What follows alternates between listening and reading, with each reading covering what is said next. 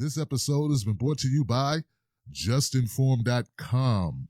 If you're tired of being censored, tired of having your data stolen and sold, go to JustNForm.com, a social media site where all voices are welcome. Thank you all so much for tuning into this segment of, Mikasa Sukasa, and I am your host, Niko House. And I want to thank you all for helping us reach our tremendous milestone of 10,000 subscribers. Yup. Believe it or not, it is possible to tell the truth and still be able to achieve growth on YouTube. I know. Surprised me too. So, but here we are. And we are only here because of your help. So thank you all so much. And I'll tell you this.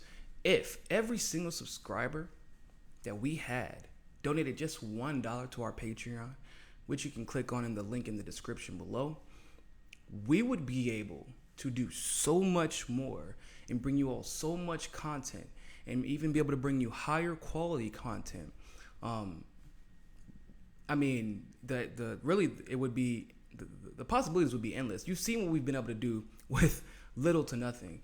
And we want to be able to compete with all those Koch-funded and Soros-funded channels out there. We want to be able to compete with those who seek to divide.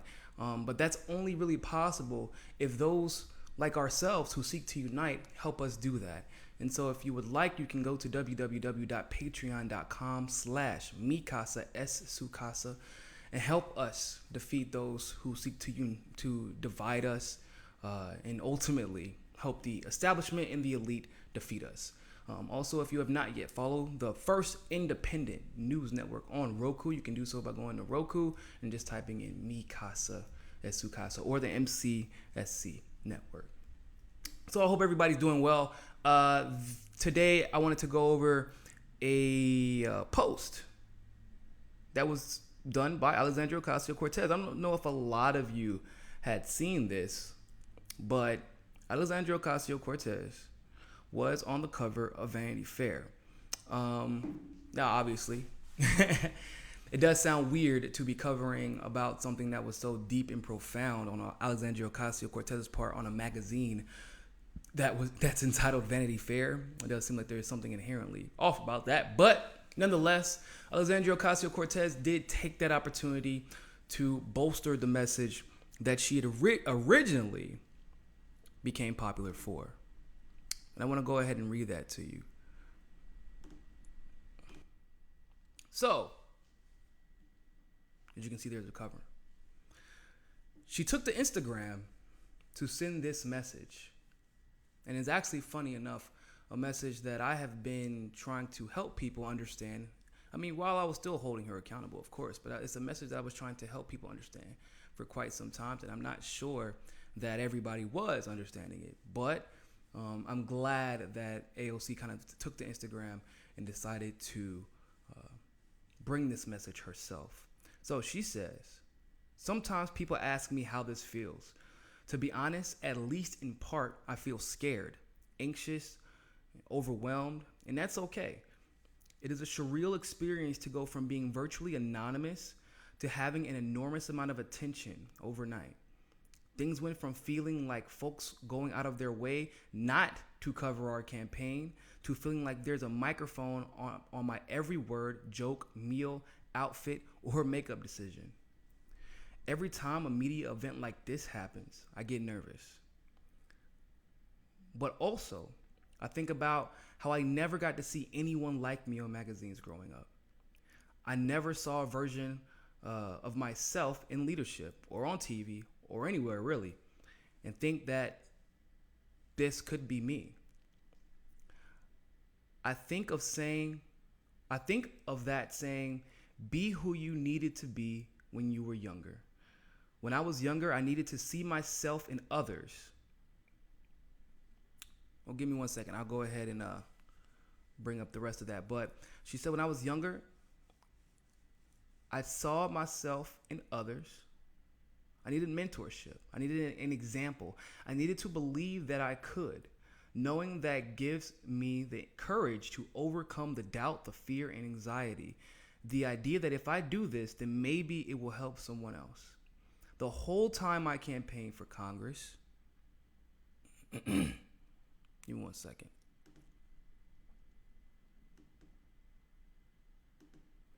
The whole time I campaigned for Congress, up to the primary, I didn't even have health insurance. I was uninsured until not long ago. I still feel squeezed with healthcare. So to suddenly be on the cover of a magazine despite all that is enough to make my head spin. I try hard to keep my life as normal as possible, with just a few changes to accommodate the whirlwind. I still live in my 1-bedroom apartment in the Bronx, but I may move 2 blocks still in the Bronx to get a little more space for all the boxes. I go to my same bodega. For those of you who don't know, a bodega is a little corner store where everybody goes, oftentimes referred to as a deli or a convenience store. But I go to my same bodega, have the same mailman, playing the same parks with my nieces and my nephews. The hardest part has been feeling like my full human 3-dimensional self gets flattened into a 2-dimensional character for mass consumption or critique. It's weird. I stumble like everyone else. It's hard feeling like I have a whole movement on my shoulders, but I also know that's not true. A movement means we're all in this together. I happen to have one mic to amplify the work and the cause of others, but it's not the only mic. So I was a little taken aback by that post, because as someone who has both celebrated Ocasio-Cortez's victories and also critiqued her specifically on her rhetoric and her strategy, if you will, of trying not to be bullied, I think that post really does speak to the critiques that I have brought against her and the critiques that others have brought against her, right?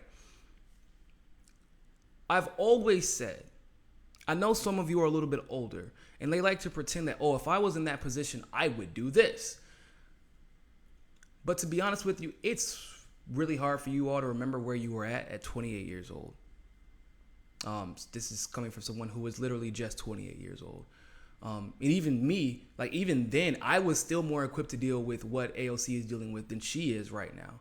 She went from being a pure activist, never actually being involved in party politics of any kind, never getting any TV time, never having a spotlight put on her or thrusted on her, never having a movement relying on her decision-making or rhetoric every time a mic is in front of her and every time a camera is in front of her, to literally having a movement on her back, like she said. And that's the truth. If you don't believe that's the truth, then that's just, you're naive and you're projecting. But this really to me shows two things. She's heard our legitimate critiques, and she internalized them. She did not ignore us. She did not become pompous. I don't want to say like Bernie Sanders did to a degree, but Bernie Sanders did, to a degree, get to a point where he wouldn't even address the very people who, through a grassroots movement, elevated him to the platform that he is in right now. But Alexandria Ocasio-Cortez did something very different, which in my opinion, it really shows that she is still one of us, and she is learning like any other 27 or 28-year-old in a position where they have perhaps the second largest mandate and the second largest voice at this point in time in the progressive movement. She showed and displayed a level of vulnerability with that Instagram post. And I don't think that's to make people feel sorry for her.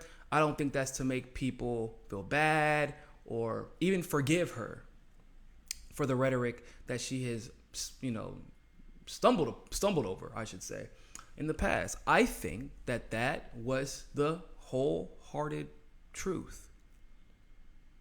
A truth that I believe she's been wanting to say for quite some time. I truly believe that. And I've been saying what she wrote in that Instagram post. I felt like as I was reading, I was like, damn, this is like, I felt like I wrote this. Because if you've watched this channel, even in whether I celebrated Ocasio-Cortez, whether I've critiqued her, I've always said, now here is the caveat. She is a 28-year-old person who literally was a nobody for all intents and purposes, who became the most popular candidate in the country overnight. In a district that was going to belong and used to belong to the person who was going to be the new House Majority Leader. Okay? In a city that is a guaranteed walk-off home run as long as she wins this election for every election going forward, which means she will be a part of that conversation in politics for literally decades to come in every major political decision. There are strategists like those from the Justice Democrats who I do not trust entirely in her ear.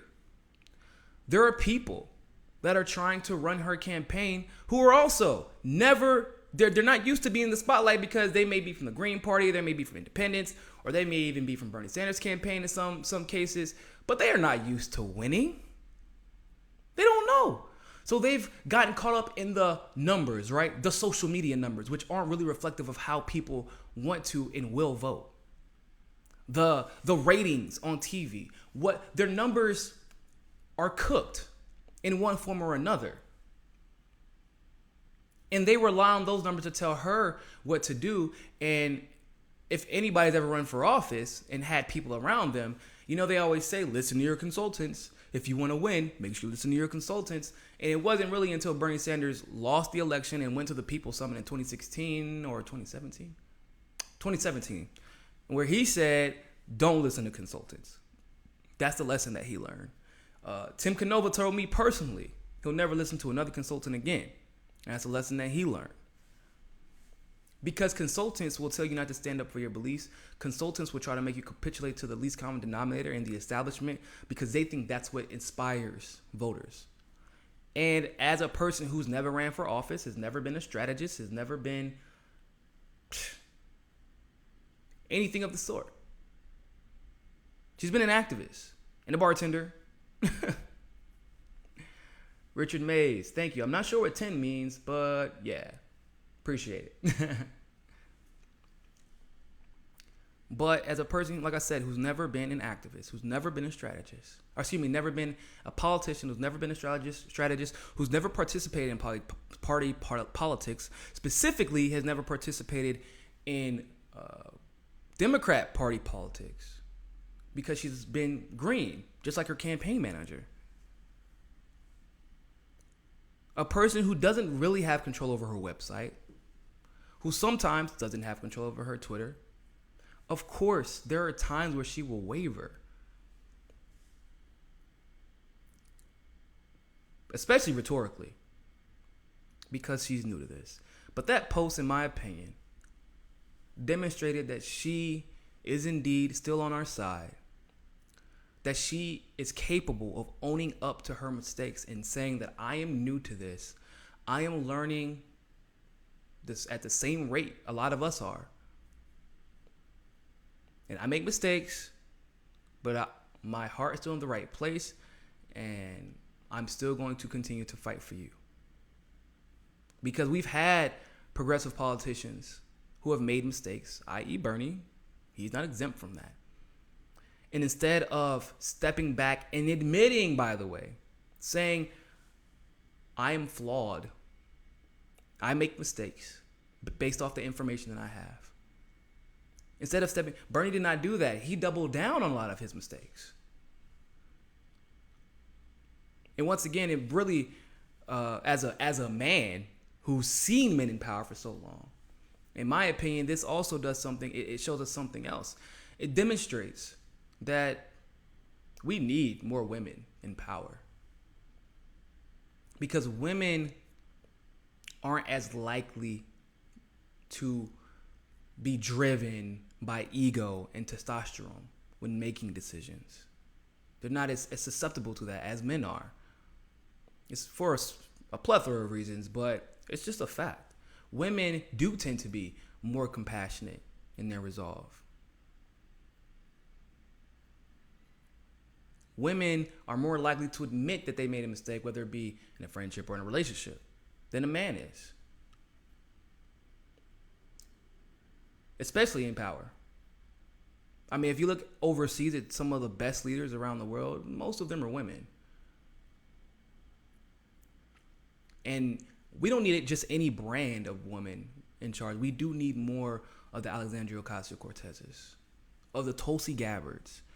Tulsi Gabbard is a woman who, to herself, obviously, admitted that she was wrong for being on the DNC chair, in the DNC vice chair position while all that criminality was taking place.